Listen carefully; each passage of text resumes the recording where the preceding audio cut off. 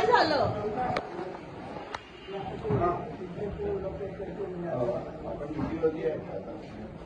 आपण इथे बसलो पेन्शनचा सीसीटीव्ही कॅमेरा आहे ना, जेवढं असेल ना ते काढतो. दररोज तुम्ही बसताय, हे परिपत्रक आहे.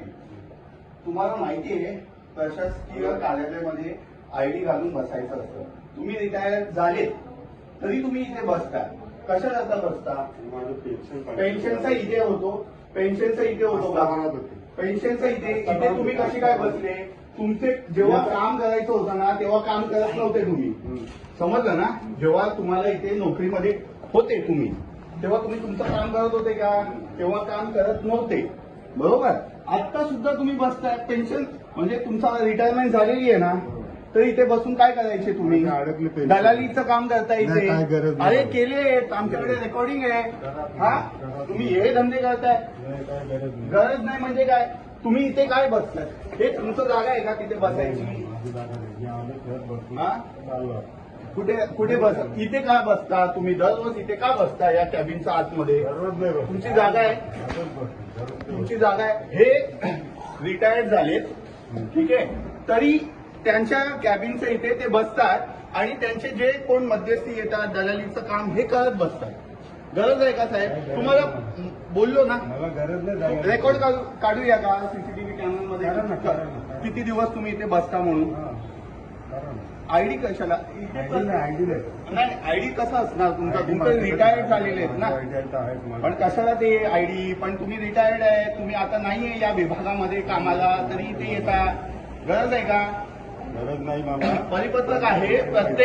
प्रत्येक विभागामध्ये रिटायर्ड झाल्यानंतर पण लोक इथे बसतात आणि दलालीचं काम करतात. जेव्हा यांची नोकरी होती तेव्हा यांनी काय कोणाचं काम केलेलंच नाहीये, पैसे खाण्याचं कामच केलेले. आता सुद्धा ते करतायत. बोला, यांच्याकडे चाललोय का मी? यांच्याकडे हे कोण आहे साहेब? हे कोण आहे? माझ्या फाईलसाठी आलो होतो की नाही? हे कोण आहे? हे तुमचं नाव आहे? आलो होतो की नाही? आता आहे, आता नाही. कधी होते? किती महिने होते? यांचा काय संबंध आहे? हे बोला.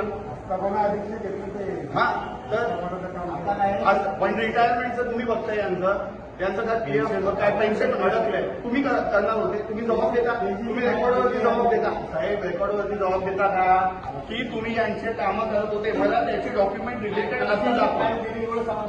कधी दिले?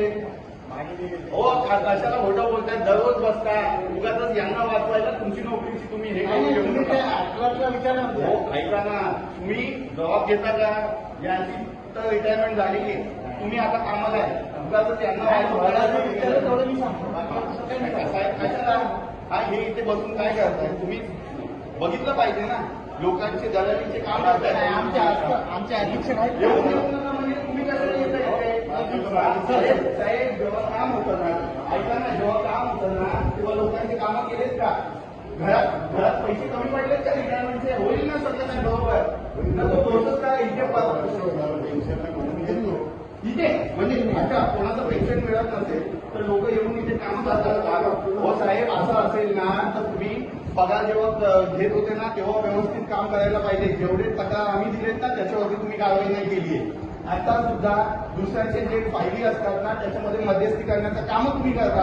रेकॉर्ड आहे आमच्याकडे. गरज नाही म्हणजे काय? हे प्रशासनाने का काढले माहितीये का? तुमच्या रात्री लोक इथे बसतात ना म्हणून काढलेले. आयडी घातलं पाहिजे तुम्ही, पळून न जाता.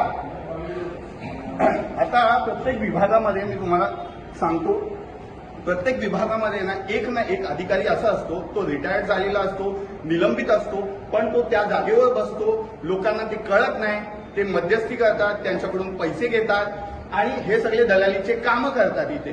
जेव्हा त्यांची नोकरी होती ना तेव्हा ते काम करायला पाहिजे होतं ना, ते सोडून आता बघा प्रत्येक दररोज ते त्या कॅबिनमध्ये बसतात. दोनदा त्यांना सांगितलंय, साहेब तुम्ही इथे का बसताय? तरी सुद्धा नाही, आमचं काम आहे. खोटं बोलताय. आम्ही ऑन डॉक्युमेंट त्यांचे पूर्ण पुरावे आम्ही सादर करू आणि हे परिपत्रक आहे. प्रत्येक पोलीस हे तुम्हाला दाखवतो. या परिपत्रकमध्ये असं म्हटलेलं आहे की सरकारी कर्मचारी जे कोण असेल त्यांनी आयडी घालणं हे बंधनकारक आहे. हे जाणून बुजून आयडी घालत नाही तर आपल्याला समजत नाहीये की कोण अधिकारी आहे, कोण बाहेरचा कॉन्ट्रॅक्टर आहे म्हणून. तर या विषयी आता गंभीर विषय आहे. या विषयावरती आम्ही वीजचा तक्रार देणार आहेत आणि पुढे जे काही विषय असेल ते लोकांसमोर मी मांडणार आहे. धन्यवाद.